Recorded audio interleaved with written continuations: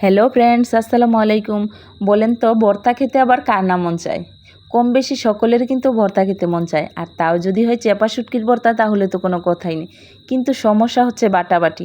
এই বাটাবাটির কারণে কিন্তু ভর্তাটা আমরা বানাতে চাই না, আর অনেকে এখন কর্মব্যস্ততার কারণে কিন্তু সময় স্বল্পতার কারণে ভর্তাটা বানিয়ে খেতে পারি না। তো আজকে আমি আপনাদের একেবারে সহজ পদ্ধতিতে ভিন্ন স্টাইলে বাটাবাটির ঝামেলা ছাড়া ভর্তাটা তৈরি করে দেখাবো। এখানে কিছু লাল মরিচ নিয়েছি, ছোটো সাইজের 2টা রসুন নিয়েছি, আর 4-5টা পেঁয়াজ কুচি করে নিয়েছি, আর পরিমাণ মতো চেপা শুটকি পরিষ্কার করে ধুয়ে নিয়েছি। এখন একটা কড়াইয়ে অল্প পরিমাণ সয়াবিন তেল দিয়ে দিলাম। এখন তেলের মধ্যে লাল মরিচগুলো একেবারে ভালো করে মুচমুচে করে ভেজে নেব। খুব বেশি আঁচ দিয়ে ভাজা যাবে না, সেক্ষেত্রে মরিচ পুড়ে যাবে। মরিচগুলো আমার কিন্তু একেবারে মুচমুচে হয়ে গেছে। এখন মরিচগুলো উঠিয়ে আলাদা করে রেখে দেব। এখন এই বাকি তেলের মধ্যে দিয়ে দিব পেঁয়াজ আর রসুন। পেঁয়াজ আর রসুনগুলো দিয়ে খুব ভালোভাবে আমি ভেজে নেব। তো এই বাটাবাটির ঝামেলা ছাড়া আজকের ভর্তাটা আমি ব্লেন্ডারে তৈরি করে দেখাবো। তো এই ব্লেন্ডারে ভর্তাটা তৈরি করার জন্য কিছু টিপস ফলো করতে হয়। পুরো ভিডিওটা দেখলেই আপনারা সম্পূর্ণ টিপস অ্যান্ড ট্রিক্স পেয়ে যাবেন এই ভর্তা রেসিপিতে। এখন পেঁয়াজটা ভালোভাবে ভাজা হয়ে গেলে মাঝখানে একটু ফাঁকা করে আমি শুটকিগুলো দিয়ে দিব। শুটকিগুলো দিয়ে একটু নাড়াচাড়া করব না, চুলার আঁচটা এই পর্যায়ে একেবারে কমিয়ে দিব। এক পাশ যখন ভালোভাবে শুটকির হয়ে যাবে তখন নেড়ে চেড়ে শুটকিগুলো আমি মিশিয়ে নেব। আমার পেঁয়াজ রসুনগুলো কিন্তু ভাজা হয়ে গেছে। এখন একটা ব্লেন্ডার জার নিয়ে নিলাম।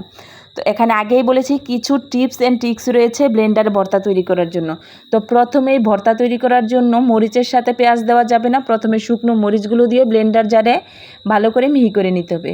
দেখুন ব্লেন্ডার জারে কিন্তু মরিচগুলো আমি একটু আধা ভাঙা করে নিয়েছি, একেবারে মিহি করিনি। এখন অল্প পরিমাণ লবণ আর ভেজে রাখা পেঁয়াজ আর রসুনগুলো দিয়ে দিলাম। এখন এই পেঁয়াজ রসুনের সাথে দিলেই কিন্তু ভর্তাটা মিহি হয়ে যাবে। দেখুন কতটা মিহি হয়েছে। বাটা থেকে কিন্তু কোনো অংশে এই ভর্তাটা কম হয়নি। এখন একটা বাটিতে আপনাদের বেড়ে দেখাচ্ছি যে কতটা মিহি হয়েছে। তো এই পর্যায়ে আপনারা যদি চান ভর্তাটাকে আরও মিহি করতে, সেক্ষেত্রে ব্লেন্ডার জারটা আরও 2-1 বার ঘুরিয়ে নিলে কিন্তু ভর্তাটা আরও মিহি হয়ে যাবে। ভর্তাটা যদি আরেকটু আধা ভাঙা খেতে চান, সেক্ষেত্রে ব্লেন্ডার জারটা আরেকটু কম ঘুরিয়ে নিলেই কিন্তু হয়ে যাবে। দেখুন তো বাটা থেকে কিন্তু কোনো অংশে কম হয়েছে, ঠিক যেন মনে হচ্ছে শিলপাটায় বাটা ভর্তা। তো আজকের টিপস অ্যান্ড ট্রিক্সগুলো ফলো করে যদি আপনারা ব্লেন্ডার জারে এই ভর্তাটা তৈরি করেন, কোনো অংশে কিন্তু পাটা থেকে বাটা মশলা থেকে কম হবে না। তো এইভাবে অবশ্যই বাসায় একবার ট্রাই করবেন। আশা করি আজকের ভিডিওটা ভালো লাগবে। এইভাবে যদি ভর্তাটা তৈরি করেন, আপনারা মাত্র 5 মিনিট সময় থাকলে এই ভর্তাটা তৈরি করে নিতে পারেন।